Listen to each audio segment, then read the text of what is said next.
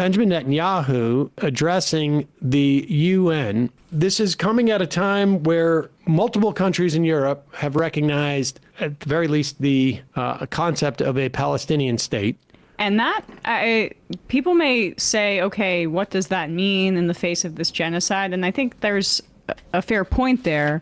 But Moin Rabbani had a really good piece in Jacobin speaking about this, where it's the easiest thing for these European and Western governments to do.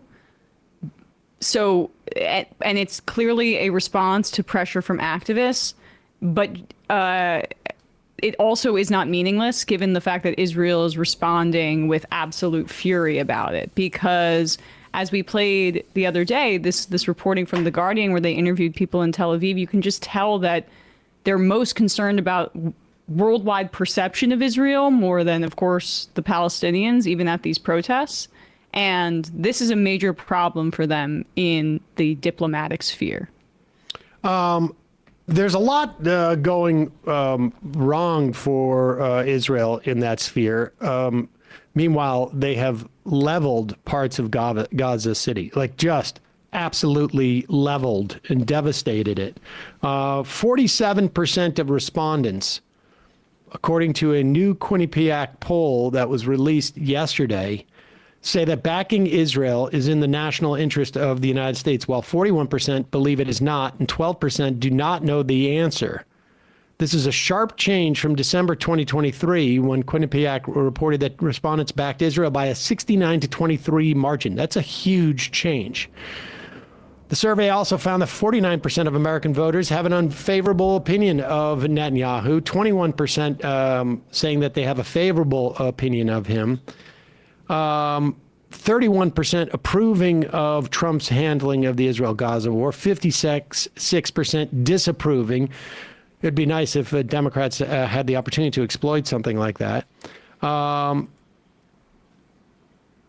The number of Americans who are now sympathizing with the Palestinians over Israelis has gone up sharply. Just 8% of Democrats, 25% of independents back Israel's Gaza campaign. 65, I should say, that's in Germany. 58% of Americans favor a UN recognition of a Palestinian state, and half of U.S. registered voters say Israel is committing a genocide in Gaza. Not just Democrats. Not just Democrats, no. We have... Well, this is the way that people reacted to Netanyahu at the UN today. These are the delegates. This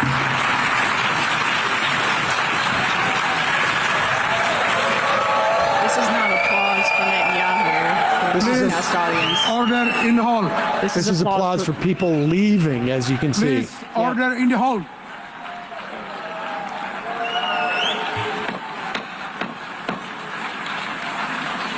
No order. No order during a genocide. Please, order in the hall. Looks like lunch break.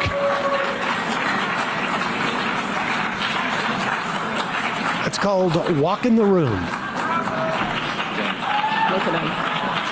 Please, Great. order in the hall, and please be seated.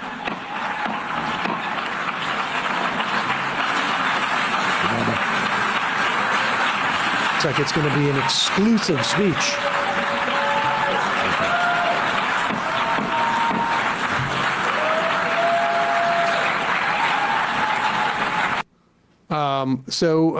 I mean, the vast majority of delegates at the UN General Assembly walk out on Netanyahu.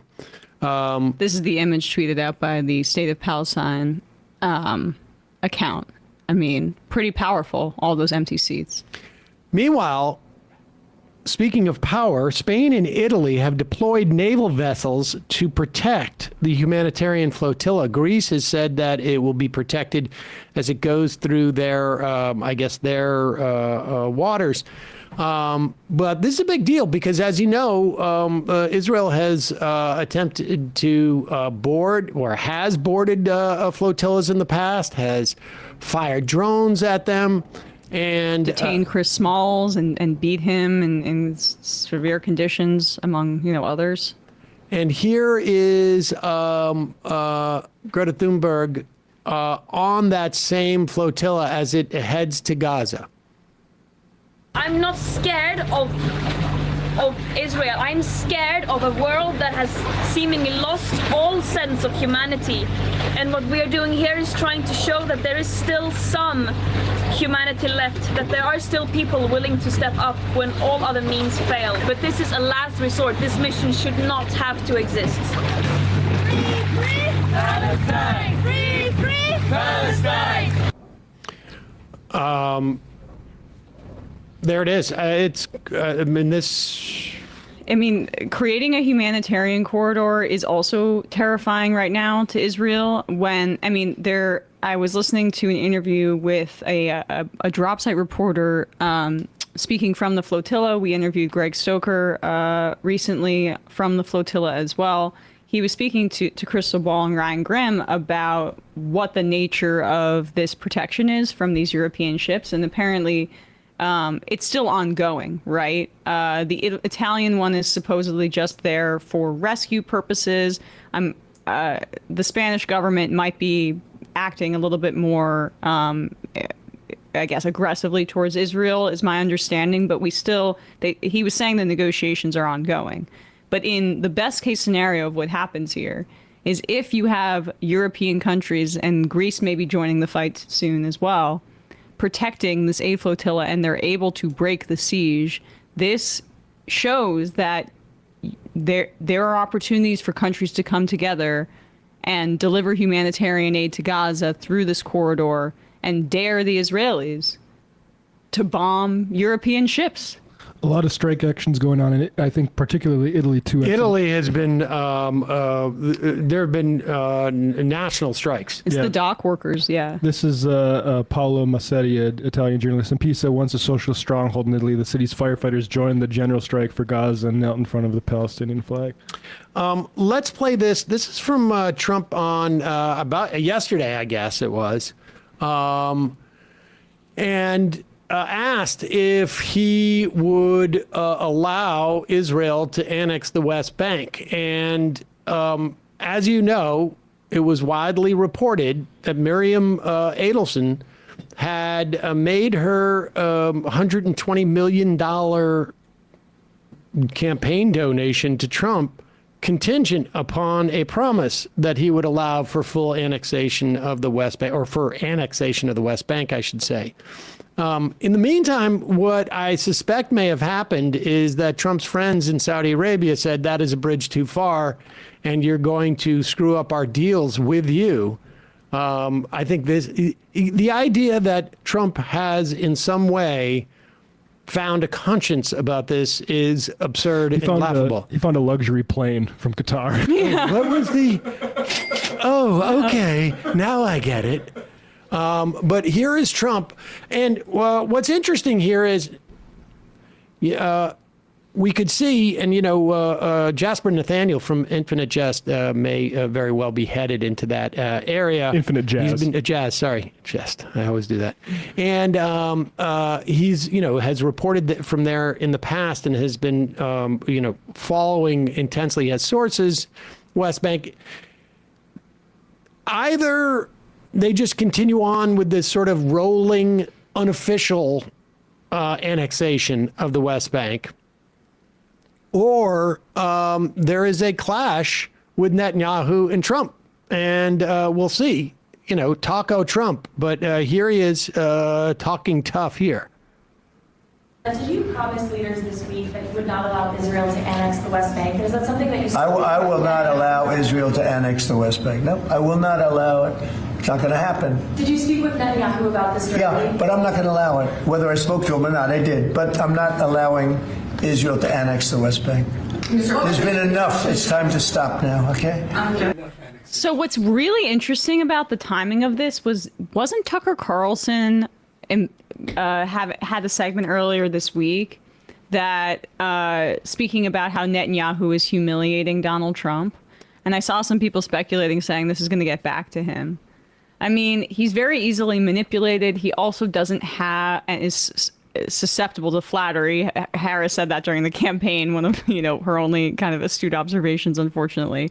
But yeah, there it is, Wednesday on Glenn Greenwald's show. It's humiliating. Tucker Carlson rages over Netanyahu controlling the U.S. and Trump. Who knows what factors into his decisions? This also comes back, Rubio had just come back from his trip, and the Qataris are furious that Israel bombed their country when they were being mediators. So we don't know what is factoring into this decision.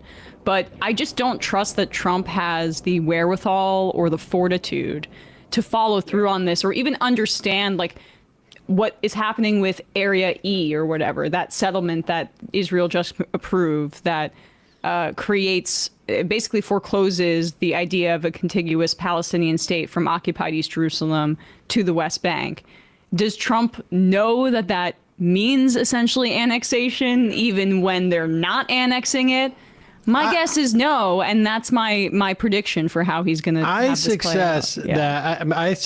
that this is a function of what is a red line for either Qatar or Saudi Arabia or other Arab states who are afraid of a potential reaction in the event that Israel annexes the West Bank, and whatever deals Trump has. I mean, the guy has doubled his net worth in 9 months. That's pretty good business sense, and whatever deals he has with them is in jeopardy. And Schwing State on the IM says, can you guys explain exactly what it means for the U.S. not to allow Israel to annex the West Bank? Yeah. Well, U.S.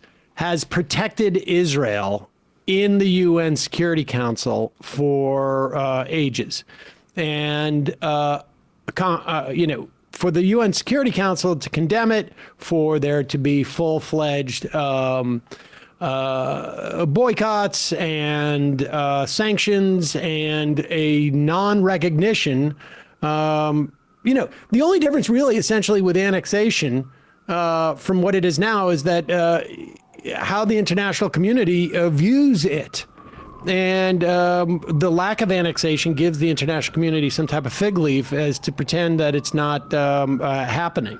And so it's not that the U.S. can absolutely stop it, but the U.S. has an enormous amount of leverage over Israel in terms of weapons, et cetera, et cetera. And then if they simply decide to stop defending Israel's actions in these situations, then Israel's got some much bigger problems.